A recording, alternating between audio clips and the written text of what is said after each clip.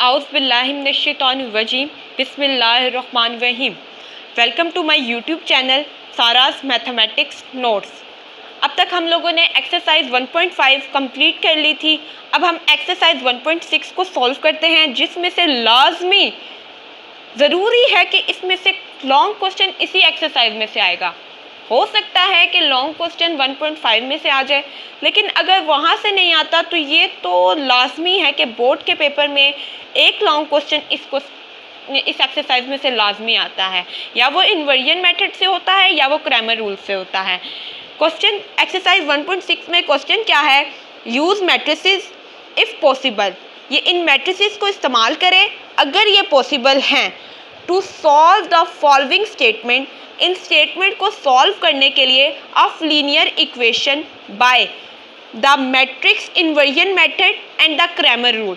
दो मेथड्स हैं, एक मैट्रिक्स इन्वर्जन मेथड है और दूसरा कौन सा है? क्रैमर रूल है। इसके ज़रिए इन सब क्वेश्चंस को हमने सॉल्व करना है। इसलिए मैं सबसे पहले आपको बताऊंगी कि मैट्रिक्स इन्वर्जन मेथड और क्रैमर रूल क्या है।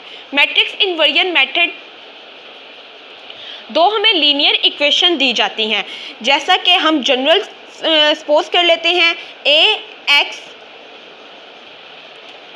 X plus B is equal to M,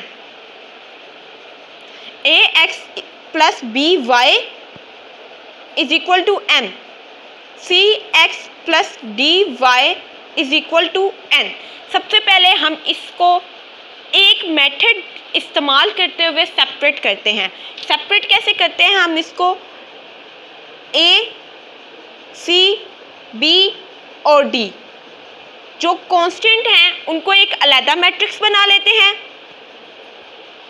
जो वेरिएबल हैं मतलब कि एक्स और वाई उनको अलग से एक मैट्रिक्स में लिख देते हैं और उनको इक्वल करके उनके गिवन कांस्टेंट के इक्वल कर देंगे। अब इस पूरे मैट्रिक्स को हम ए कह देंगे, इसको हम एक्स कर देंगे, इसको हम बी कह देंगे। एक्स की वैल्यू फाइंड करनी है और हम क्या करेंगे, ए के को इस साइड पे ले जाएंगे जिस वजह से वो ए का इन्वर्स बन जाएगा, और बी इस तरह से हम एक्स की वैल्यू फाइंड कर लेंगे। ठीक हो गया। अब हम इस क्वेश्चन को जो कि एक्सरसाइज 1.6 का फर्स्ट क्वेश्चन है उसको सॉल्व करके देखते हैं कि क्रैमर रूल और इन्वर्जन मेथड के ज़रिए ये सॉल्व होते हैं या नहीं। हमने स्टेटमेंट लिख लिया है, अब हम इसको सॉल्व करते हैं। सबसे पहले मैंने आपको बताया कि इनके कांस्टेंट्स को अलग कर लेंगे एक मैट्रिक्स में, 2 -2 3 2। ये हम इन्वर्जन मेथड सॉल्व कर रहे हैं। X Y is equal to 4 6, A X is equal to B, X is equal to A inverse B, A inverse B. A inverse find करने के लिए हमें क्या करना पड़ेगा? एडजॉइंट ऑफ ए फाइंड करने का पड़ेगा। एडजॉइंट ऑफ ए फाइंड करेंगे तो हमें 2, ये वाला 2 ऊपर चल जाएगा, ये वाला 2 नीचे आ जाएगा, और बाकी दोनों के हम क्या करेंगे? साइन चेंज कर देंगे। अब हम फाइंड करेंगे determinant of A. Determinant of A find करने के लिए हमें वैल्यूज दी गई हैं 2 -2 3 और 2। 2 multiply by 2 -2 multiply by 3, 2 multiply by 2 4 -2 multiply by 3 6, साथ में साइन कौन सा आ जाएगा? माइनस का। 4 + 6 इज इक्वल टू 10 आ गया। अब हमें ए का इन्वर्स लिखना है। 1/10 2 -3, ये आ गया ए का इन्वर्स। अब हमें इसको किसके साथ मल्टीप्लाई करना है, बी के साथ मल्टीप्लाई करना है। ए इनवर्स बी 1/10 2 2 -3 2, डी की वैल्यू क्या थी 4 और 6। 1/10 को बाहर रहने देंगे, 2 को मल्टीप्लाई कर देंगे 4 के साथ, प्लस 2 को मल्टीप्लाई कर देंगे 6 के साथ, -3 को मल्टीप्लाई कर देंगे 4 के साथ, 2 को मल्टीप्लाई कर देंगे 6 के साथ।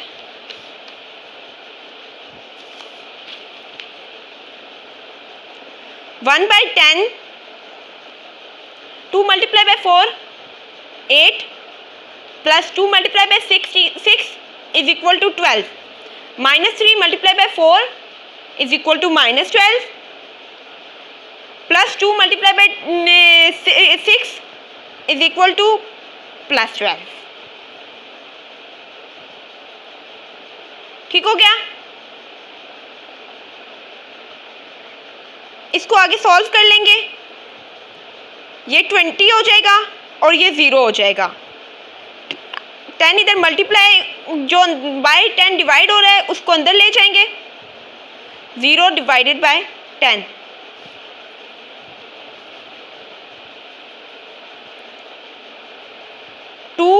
और 0, ये आ गया ए बी का इन्वर्स।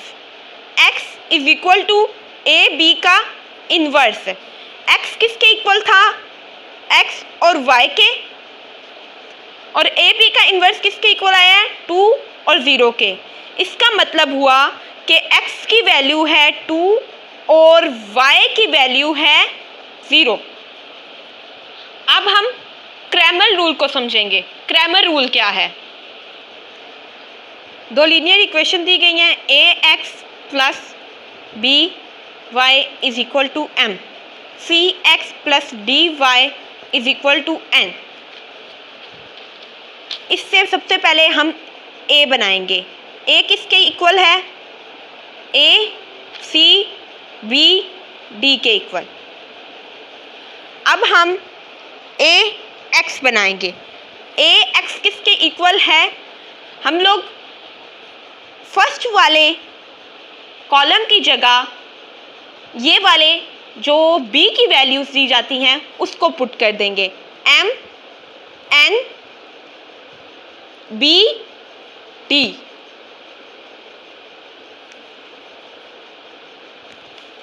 अब हम a y को बनाएंगे। a y में हम a c तो लिखेंगे लेकिन b और d की जगह हम क्या लिख देंगे, m n लिख देंगे। अब हम x को कैसे फाइंड करेंगे, x आ जाएगा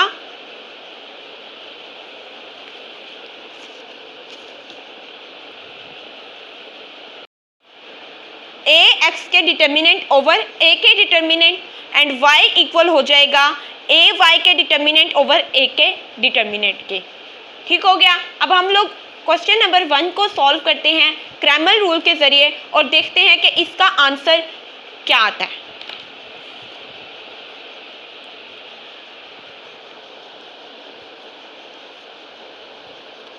हम इसमें से a बनाएंगे। a किसके इक्वल आ जाएगा, 2 3 -2 और 2 के। ax बनाएंगे। ax किसके इक्वल आएगा, 4 6 -2 एंड 2 के। ay बनाएंगे। ay किसके इक्वल आ जाएगा, 2 3 4 एंड 6। अब हमने सबसे पहले x को फाइंड करना है। x को फाइंड करने के लिए हमें क्या चाहिए होगा, ax के डिटर्मिनेंट ओवर a के का डिटर्मिनेंट। सबसे पहले हम a का डिटर्मिनेंट फाइंड कर लेते हैं। Determinant of a 2 -2 3 and 2, 2 multiply by 2 -2 multiply by 3, 2 multiply by 2 4 -2 multiply by 3 6, साथ में साइन कौन सा आ जाएगा, माइनस का, 4 + 6 आ गया। ठीक हो गया। अब हमें क्या फाइंड करना है, a x का determinant. 4 -2 6 and 2. 4 multiply by 2 minus 2 multiply by 6. 4 multiply by 2 किसके इक्वल हो गया? 8 के. माइनस 6 multiply by 2 माइनस 12 के.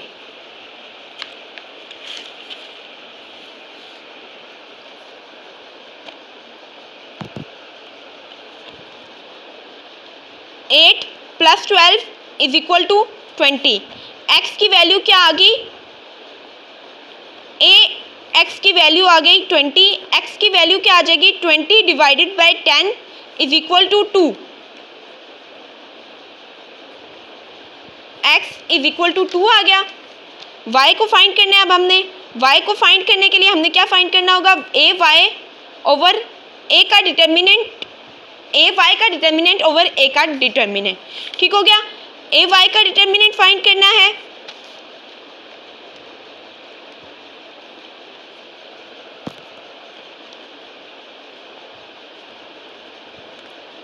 ये वैल्यू थी ए वाई की 2 multiply by 6 minus 4 multiply by 3. 2 multiply by 6 minus 4 multiply by 3 12. 0 आ गया. y किसके इक्वल आ गया? 0 बाय 10 के, क्योंकि हम डिटर्मिनेंट ऑफ a पहले से फाइंड करके आए हुए थे जिसकी वैल्यू क्या थी? Equal to 10. y is equal to 0. यहाँ पे भी क्या आया? x की वैल्यू आ गई 2 और y की वैल्यू आ गई 0.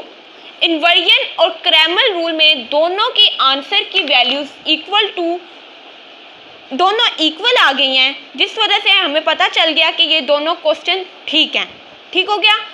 सबसे पहले हमें ये याद रखना होगा कि ये दोनों रूल तब अप्लाई होते हैं, तब सॉल्व होते हैं जब ए का डिटर्मिनेंट एक नॉन सिंगुलर मैट्रिक्स हो. अगर ए जो है वो नॉन सिंगुलर मैट्रिक्स होगा तब ये सॉल्व होंगे, अदरवाइज ये क्वेश्चन सॉल्व नहीं होंगे, इनका नो सोल्यूशन आ जाएगा. अगर आपको मेरी वीडियो पसंद आई हो तो लाइक कीजिए, कमेंट कीजिए और सब्सक्राइब करना तो बिल्कुल मत भूलिएगा.